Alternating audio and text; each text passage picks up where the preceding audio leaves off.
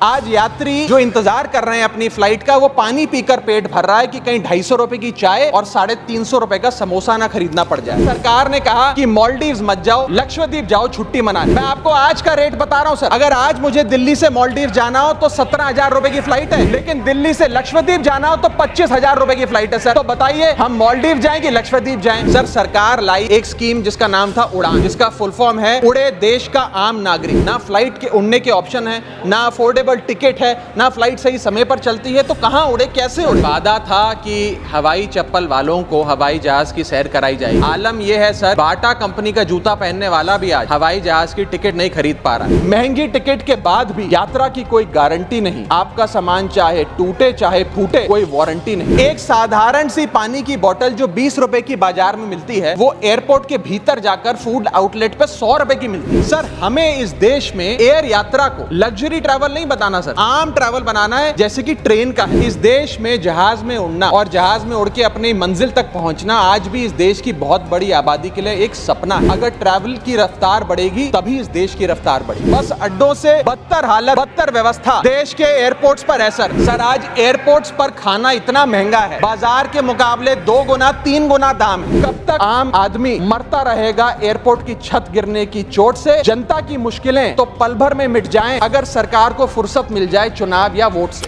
Sir इस bill pay चर्चा के माध्यम से मैं इस देश के आम हवाई यात्री का दर्द आप सबके सामने रखना चाहूँगा। सर वादा था कि हवाई चप्पल वालों को हवाई जहाज़ की सैर कराई जाएगी। आलम यह है सर कि बाटा कंपनी का जूता पहनने वाला भी आज हवाई जहाज़ की टिकट नहीं खरीद पा रहा है। Economy class is no more economical sir. मैं आज इस सदन में बहस पे आने से पहले अपने फ़ोन पर फ्लाइट के रेट चेक कर रहा था सर। अगर कल मुझे दिल्ली से बम्बई जाना हो तो टिकट 14,000 रुपये की है, वन वे की सबसे सस्ती टिकट। दिल्ली से पटना जाना हो तो 12,000 रुपये की टिकट, दिल्ली से बेंगलोर जाना हो तो 16,000 रुपये की टिकट। और सर वो छोड़िए, संडे के दिन यानी कि परसों मैं अपने क्षेत्र पंजाब से दिल्ली आया, मोहाली एयरपोर्ट से, चंडीगढ़ एयरपोर्ट से मैंने फ़्लाइट ली और दिल्ली पहुंचा। उस फ्लाइट की टिकट 14,500 रुपये की थी। हम सांसदों को तो फ्लाइट की रीइंबर्समेंट मिल जाती है सर, आप उस आम नागरिक का सोचिए जो इस स्काई रॉकेटिंग एयर प्राइसेस से जूझ रहा है। और एक और दिलचस्प चीज़ है, एक ही सेक्टर की एक ही दिन की सेम एयरलाइन जो अलग अलग समय पर उड़ती है उसके भी रेट अलग है। आपको सुबह 10 बजे दिल्ली से बंबई जाना, उस एयरलाइन से उस तारीख पे आपको एक रेट मिलता है। 2 बजे की दोपहर की टिकट लेते हैं उसी एयरलाइन पे, उसी दिन पे वो उससे दोगुनी हो जाती है। न जाने क्या लॉजिक है सर। हमें इस देश में एयर यात्रा को लग्जरी ट्रैवल नहीं बताना सर, आम ट्रैवल बनाना है, जैसे कि ट्रेन का है। और सबसे बड़ी बात सर, इस देश में जहाज में उड़ना और जहाज में उड़ के अपनी मंजिल तक पहुंचना आज भी इस देश की बहुत बड़ी आबादी के लिए एक सपना है। अगर ट्रैवल की रफ्तार बढ़ेगी तभी इस देश की रफ्तार बढ़ेगी। सर दूसरा दर्द जो इस देश का आम आदमी रोज उससे जूझ रहा है वो है ओवर क्राउडेड एयरपोर्ट्स। सर आज हमारे देश के एयरपोर्ट्स बस अड्डे जैसे बन गए हैं। बस अड्डों से बदतर हालत, बदतर व्यवस्था देश के एयरपोर्ट्स पर है सर।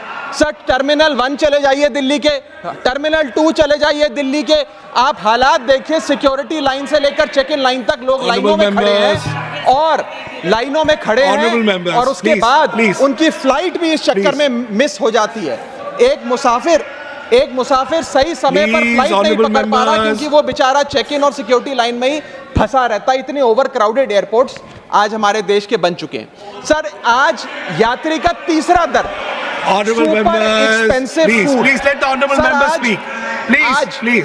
सर बोलने दीजिए। माननीय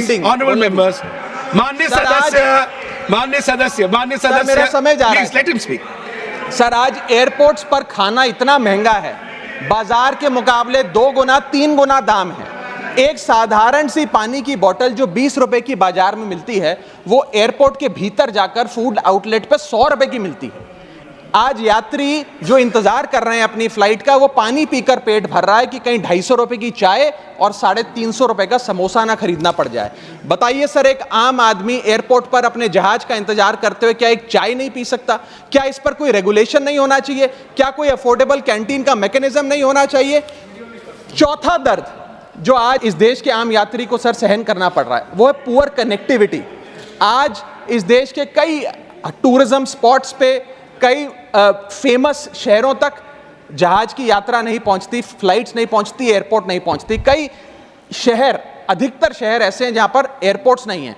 इंसान को जहाज लेकर, जहाज से उतरकर कई घंटों का बस का और गाड़ी का सफर तय कर कर अपनी मंजिल पे पहुंचना पड़ता है। सर सरकार ने कहा कि मालदीव्स मत जाओ, लक्षद्वीप जाओ छुट्टी मनाने। मैं आपको आज का रेट बता रहा हूं सर, अगर आज मुझे दिल्ली से मालदीव जाना हो तो 17,000 रुपए की फ्लाइट है, लेकिन दिल्ली से लक्षद्वीप जाना हो तो 25,000 रुपए की फ्लाइट है सर। तो बताइए हम मालदीव जाएं कि लक्षद्वीप जाएं? सर चौथा दर्द जो आज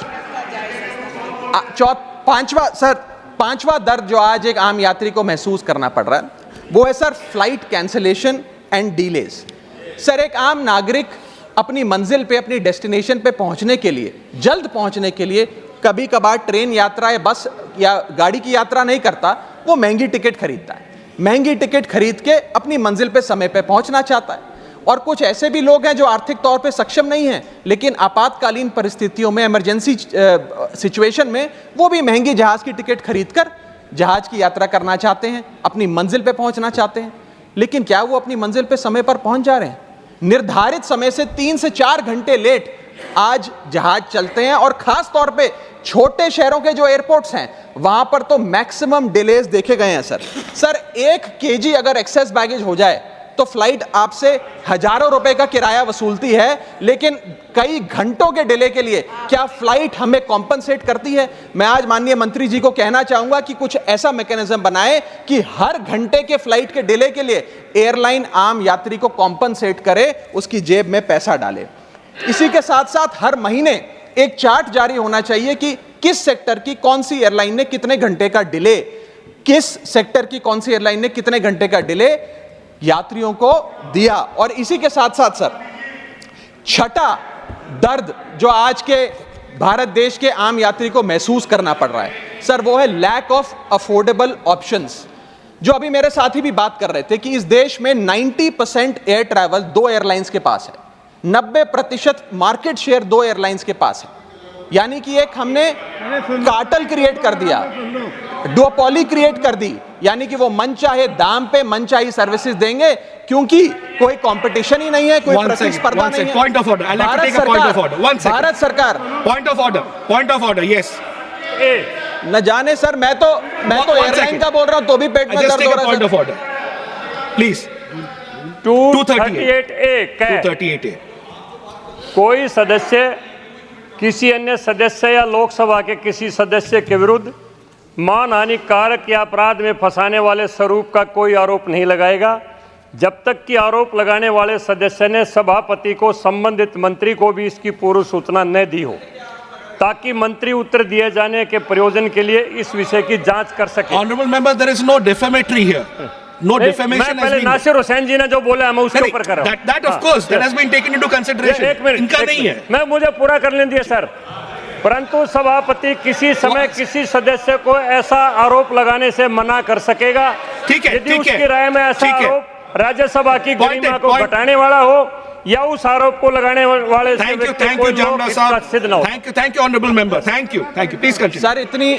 सर इतनी विशाल जनसंख्या वाला हमारा देश है और इतनी विशाल जनसंख्या वाले देश में मात्र 2 ही कंपनियां हमारा पूरा एविएशन सेक्टर चला रही हैं। सर सरकार लाई एक स्कीम जिसका नाम था उड़ान, जिसका फुल फॉर्म है उड़े देश का आम नागरिक। पर कैसे उड़े? ना फ्लाइट के उड़ने के ऑप्शन है, ना अफोर्डेबल टिकट है, ना फ्लाइट सही समय पर चलती है, तो कहां उड़े, कैसे उड़े? और सबसे बड़ी बात सर, जब से ये उड़ान स्कीम आई है एक धारणा एविएशन सेक्टर में बनी हुई है कि जैसे ये स्कीम लागू हुई 2 एयरलाइन बंद हो गई, जेट एयरवेज और गो एयर, और तीसरी स्पाइस जेट बंद होने की कगार पे खड़ी है। तो अब लोग ये भी कहने लग गए हैं कि शायद उड़ान स्कीम एक बहुत बड़ा अपशगुन थी।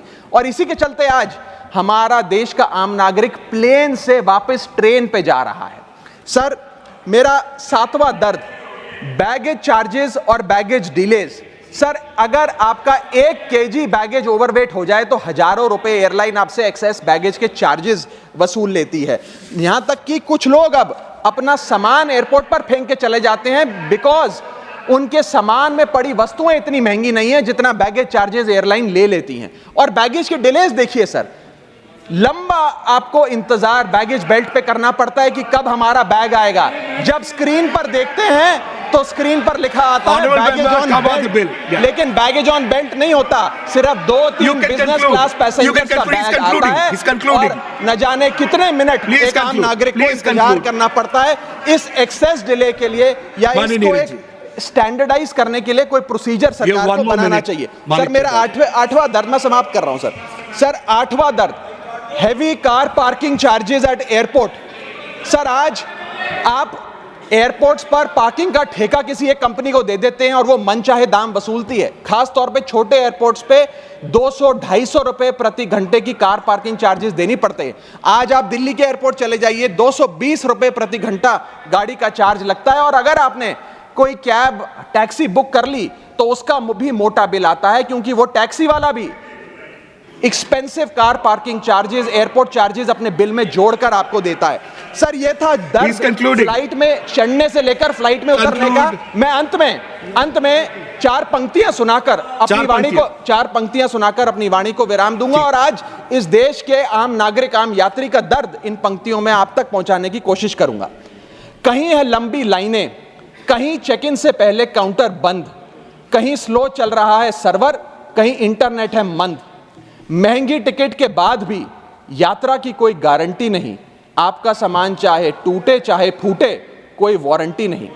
जो हाल है बस अड्डों का वही तस्वीर आती है एयरपोर्ट से। चाय हो या समोसा नहीं मिल रहा 500 रुपए के नोट से। रोज फ्लाइटें रद्द हो रही हैं धमकी बम विस्फोट से। आखिरी में सर, कब तक आम आदमी मरता रहेगा एयरपोर्ट की छत गिरने की चोट से? जनता की मुश्किलें तो पल भर में मिट जाएं अगर सरकार को फुर्सत मिल जाए चुनाव या वोट से।